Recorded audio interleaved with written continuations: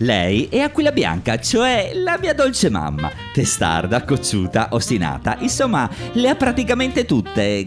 Chissà mai da chi avrò preso.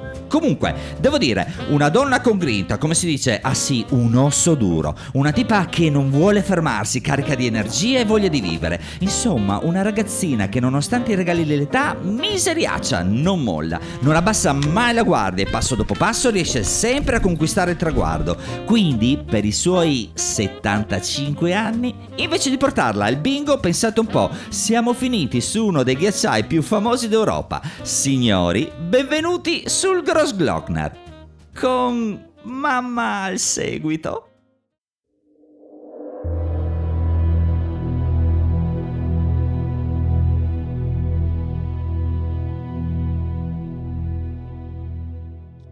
Sicuramente non ce lo ricordiamo, ma vi assicuro che da piccoli i nostri papà e le nostre mamme ci osservavano silenziosamente mentre noi con curiosità scrutavamo l'infinita bellezza che la natura ci regala.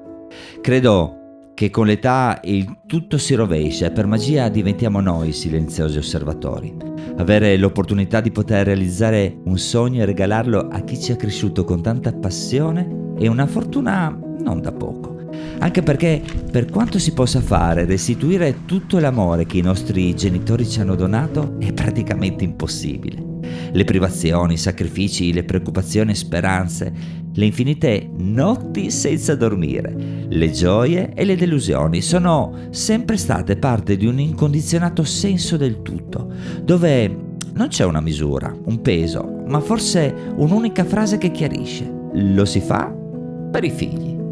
In questi giorni ho visto gli occhi di mia mamma brillare come due stelle luminose. Ho visto la guerriera che è sempre stata, perché vi assicuro i sentieri che abbiamo percorso non sono stati semplici.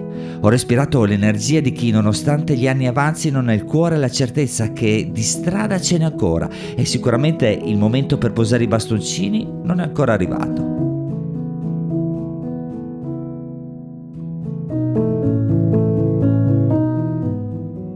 Insieme abbiamo visto cascate, laghi, immensi spazi aperti e cime meravigliose. Abbiamo goduto del silenzio della natura e scrutato senza disturbare chi ne vive la quotidianità. Ma soprattutto siamo stati insieme. Abbiamo rallentato i ritmi del quotidiano. Abbiamo condiviso quella enorme e immensa passione che ci unisce, la montagna.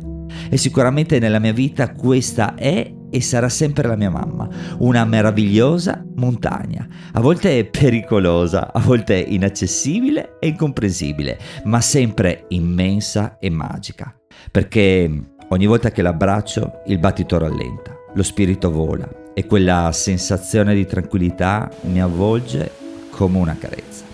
Quelle carezze che solo le mamme sanno dare. Buon compleanno, Aquila Bianca. Ti voglio bene. La prossima 5 torri, ok? Quindi la storia non finisce qui. No! No! Assolutamente. Mai fermarsi. Mai fermarsi. Mai. Ciao. Mai. Ciao.